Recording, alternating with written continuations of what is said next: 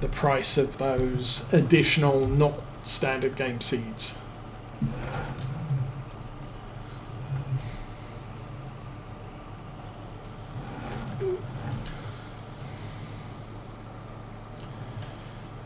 I'm pretty sure FS22 has a little bit more stable steering.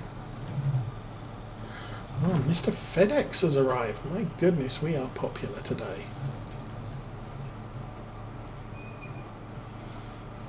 And this time we can take a left by Oak Glen Farm and go up that way. Oops.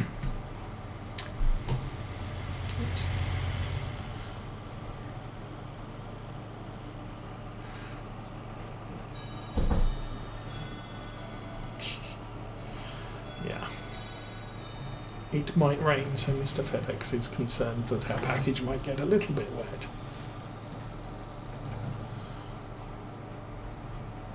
Anyway,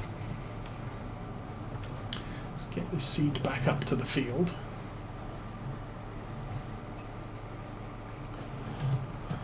Oops.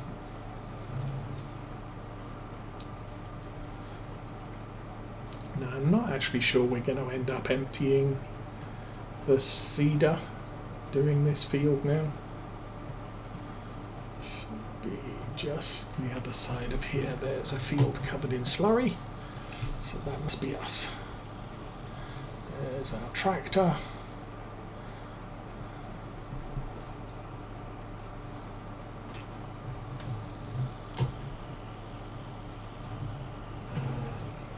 And we get out on the passenger side for some reason.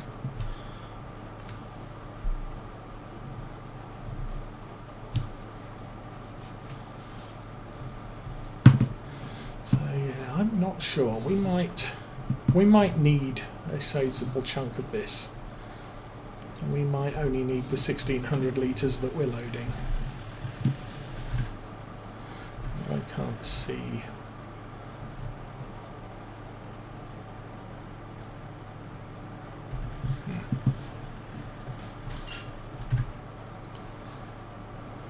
Corn 1600. We are actually full. So. Get the Land Rover off the field.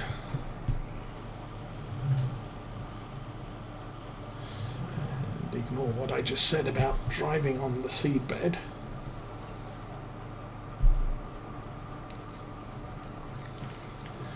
Probably not quite so significant an issue here, because the Land Rover isn't 15 tons like the tractor is. Turn that off. And we'll run back to the tractor and get that started again. So nitrogen levels 120.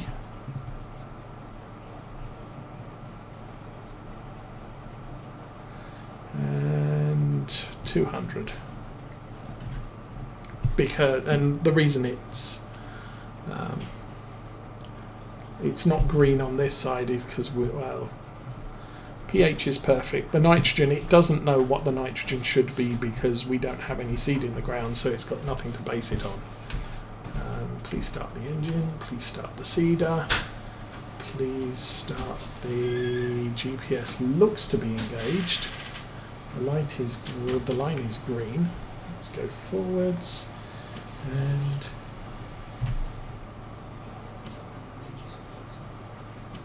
Huh? Let's go. We are seeding, we are fertilizing, we are moving along. And the time is 11:15.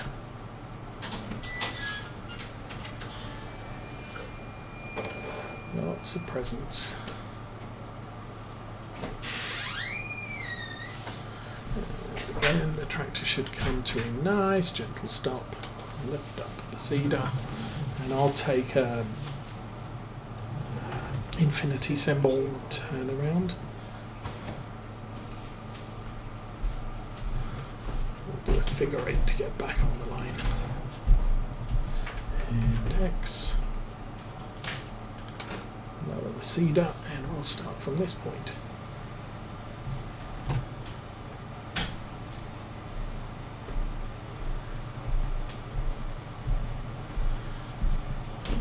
So then the theory is once we've seeded this middle plot of the field, we go all the way around the outside twice and get the field fully fertilized or fully seeded without necessarily driving over parts of the field that already have seed on them. That's the theory. Whether it works, I don't know. Because I really haven't done it this way before. Don't have a lot of room to turn around at the ends here.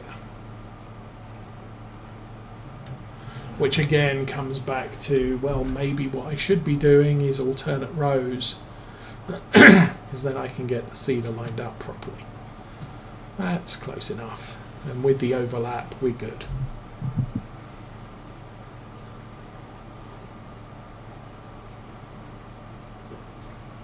And this field has some seriously good dirt. As you can see from the really dark green on the nitrogen map, that usually means that's probably loam, best quality dirt available, so that you can put the most amount of nitrogen down into it to get the best possible yield. Sandy loam, loamy sand, not quite so good, and I'm using the accelerator rather than the other thing, cruise control, so it didn't automatically stop me. Oops. Went a little bit past our turn. Drop it back down. So yeah, the edges of these fields not exactly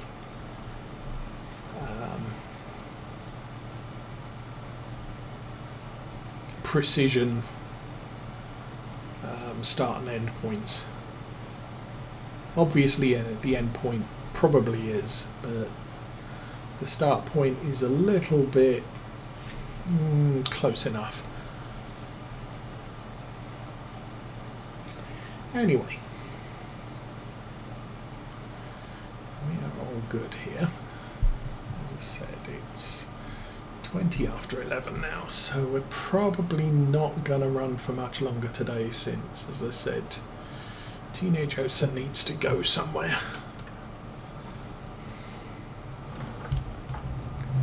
And Dad Osa needs to do the driving. Straighten up, control on, and I'll just lower it this far out. I mean, we're certainly getting close to the line. Cruise control. So, what are we doing next week? Next week we will be back on Oakfield Farm. What is next week? It's the 11th today, the 18th. Okay, I don't know of any plans. The following week is the 25th, so we will probably be streaming 24th and 27th, with maybe a very short stream on the 25th,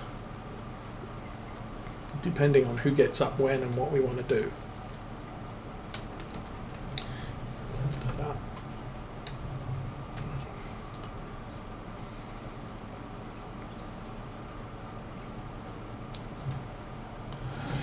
For the next few, obviously the next couple of weeks, Saturday is a thing.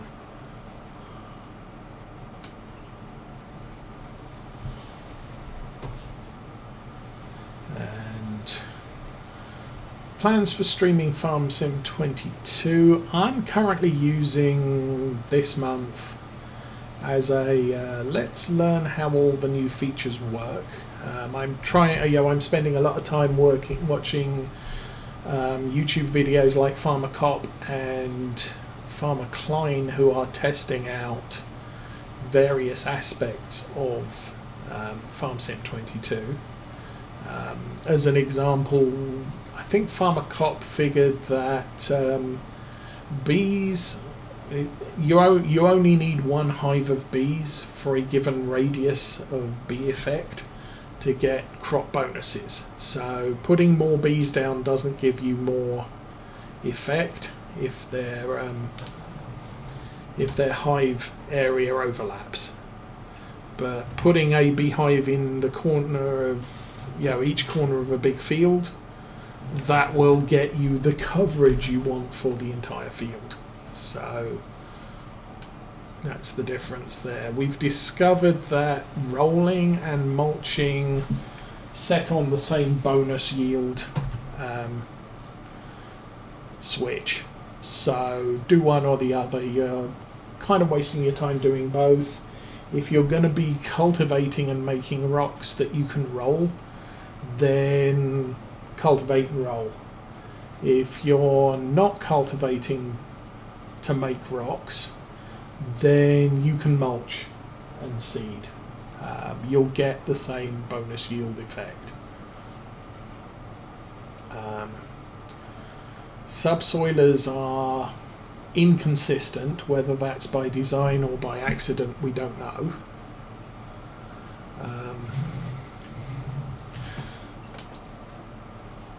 My current running theory is your field prep equipment will either promote weeds or create rocks, so you always have to deal with one or the other. But apart from that, shouldn't be too much of a worry. The problem is some of the field prep equipment makes rocks and weeds, and others doesn't make any.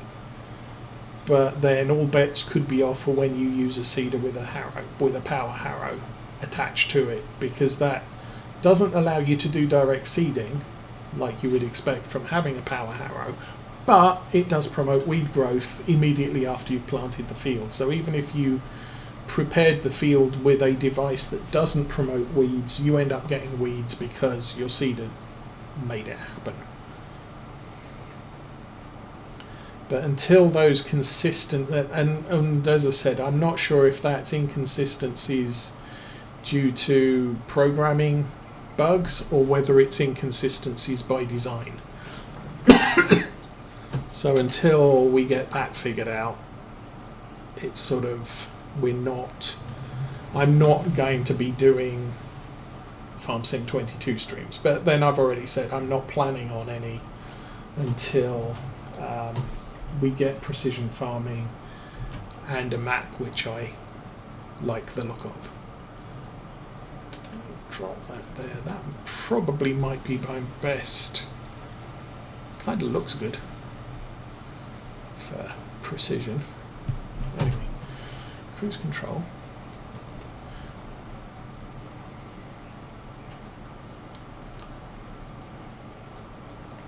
How's that seed usage? We are halfway through that, or halfway through the tank, I should say. It's not the pallet.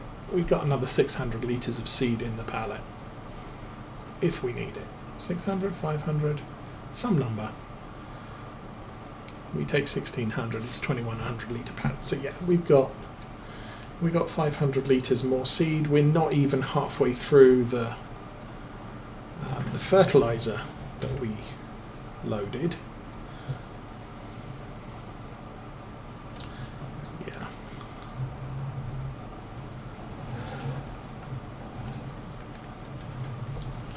You want to kind of avoid doing this, driving over your seed bed, but unfortunately, as is the way of UK farming, there's usually a hedge or a fence or a dry stone wall in the way, very close to the edge of the field. That's why when people expand fields, I don't see why they try and get as close to the hedge line as possible, because you're just making a problem for yourself later on when it comes to planting, harvesting, any piece of equipment that has width. Obviously, if you're using a 3-meter planter that hitches to the 3-point hitch and you lift and lower, That's usually less of a problem because you can directly control it. Something like this trails behind the tractor by quite a distance, so the path you take with the tractor, the thing that's following you is not necessarily going to follow you at such a good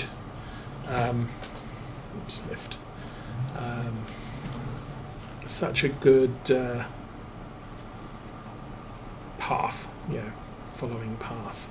This, I think, I am going to get us approximately lined up, and we'll do a reverse, just because that hedge, fence, whatever it is just getting way too close to make the turn a simple one.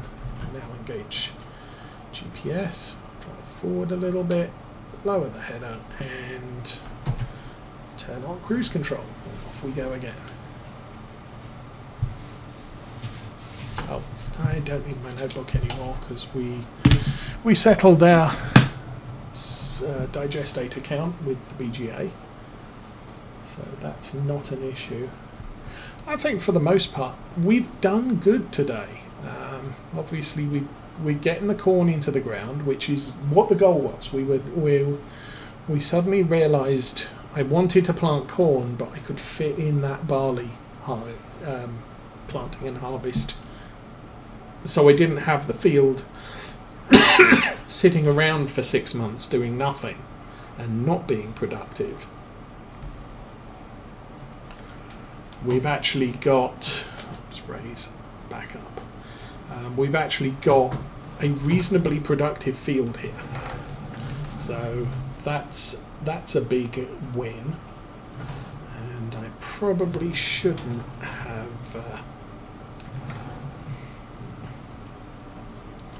done what I done, because now I'm going to have to drive over the seed bed because I just don't have the clearance to make that turn. However, let's drive forwards. That's a plan too. We're now good again, and off we go.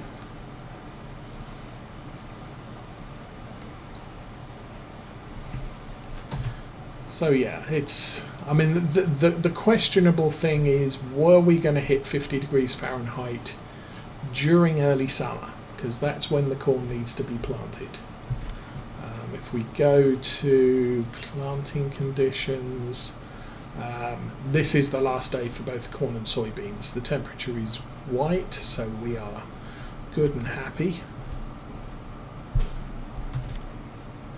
And this obviously, this was when we harvest barley or cotton, but no cotton. But we planted the barley, when was it? I think as early as possible, so it could have been round about here. But otherwise we'd have had the field just sitting empty all the way through to, when do we plant corn? Right now. Why are you still trying to drive? You should have turned off and stopped and things.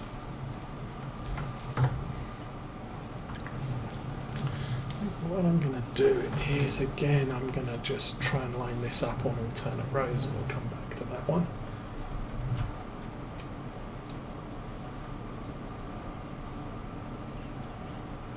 Again, because the edge of the field is now receding.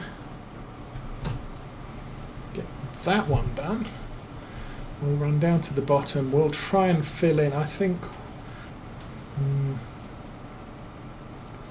try and make that row. It's going to be difficult to just fit into that row because of the way the fields, the angles on the edge of the field are not perpendicular to the track we want to take.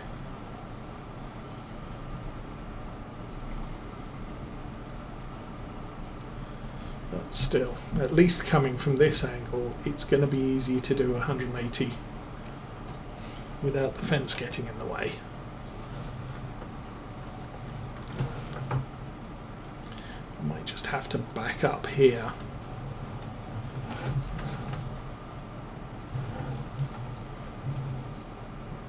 Again, not using the GPS at this point because it's not going to reverse the cedar up as straight as I want it. That is adequate though. Turn the GPS on. Well, pull forward, drop the cedar, and we are now good. So, with the precision part of the seeding done,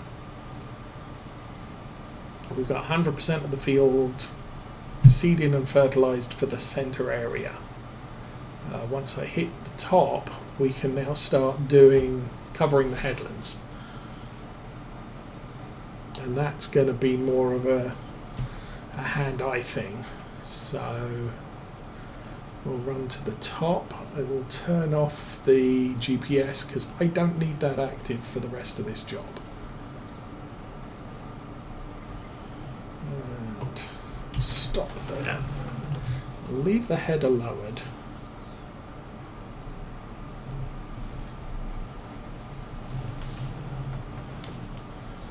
As you can see, we don't quite make a clean turn even with the width of this cedar. I could probably do with maybe a 15-meter cedar.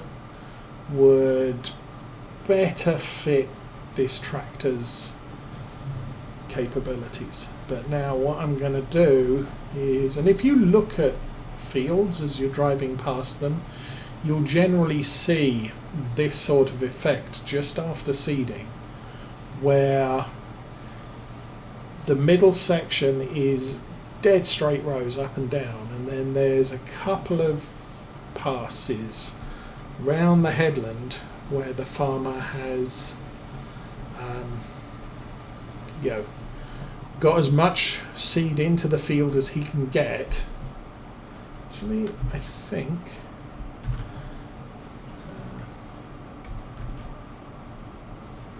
why won't you engage?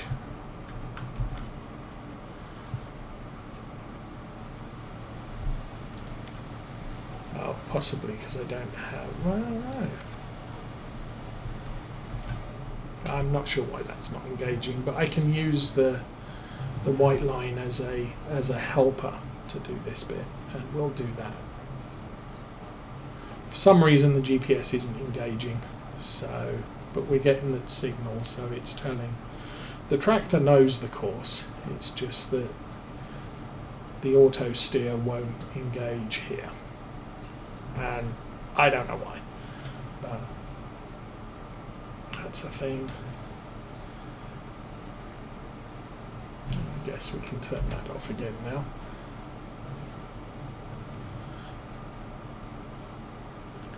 So you can see from where I'm driving here, I'm still ending up with small bits in the middle where I'm not actually getting any seedbed coverage.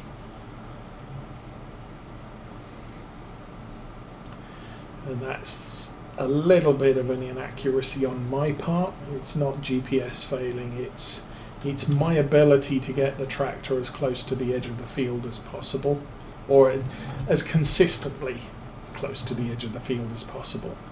And obviously with the angle that the field runs at and the width of the cedar, it's more difficult. I'm overplanting some, and others I'm not planting enough of to reach the to map the difference. I think we're okay on that course. And then again we come up the edge here. I'll probably go back on cruise control at this point. And back to what I normally do, which is eyeball. So I've got a little bit more of an overlap on the left than I normally, than you would typically like to have, but it doesn't really matter. Anyone can see.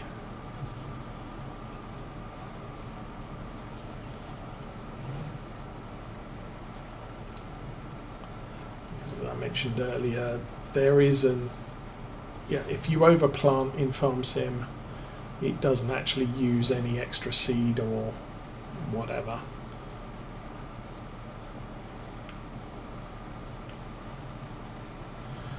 And then you go around a second time and theoretically you've got the entire field covered if you've done your main rows accurately enough. I don't think I have, but and maybe we'll just live with it. I won't be OCD farmer in this case and go back and fill in all the little triangles I missed. This end bit I am going to have to do something with.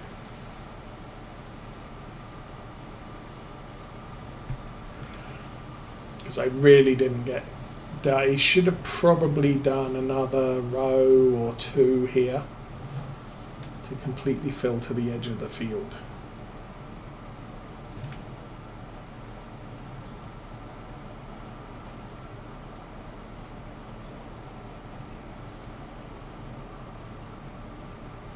And we're out of corn anyway, so there we go. Gonna lift that up. We'll head back down to the tractor. As I said, I've got to come back up to that corner and fix that.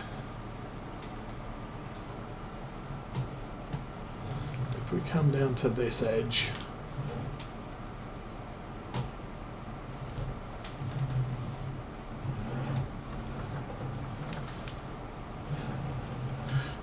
normally what you would do is come to here, lower the cedar, put the handbrake on. There it goes. The handbrake does auto engage if you pause for a moment. Jump in the Land Rover, back it up, and then what you can do is just pick up a packet and fill up each seed bed, except not modelled in Farm Sim. So we'll just do that. We'll wait till all the seed is gone from our pallet, jump in, turn the straps off, and we'll put the Land Rover back in the corner here. Jump back in there, cedar's lowered. So you would then lift the cedar up, drive back to the field, drop it down, and turn it on. So that is this week's episode pretty much done. Thank you all for watching. Please like and follow if you're on YouTube. But for right now, we will be back next week on Oakfield Farm, Farming Agency Edition. But for now, have a good weekend. I'm out of here.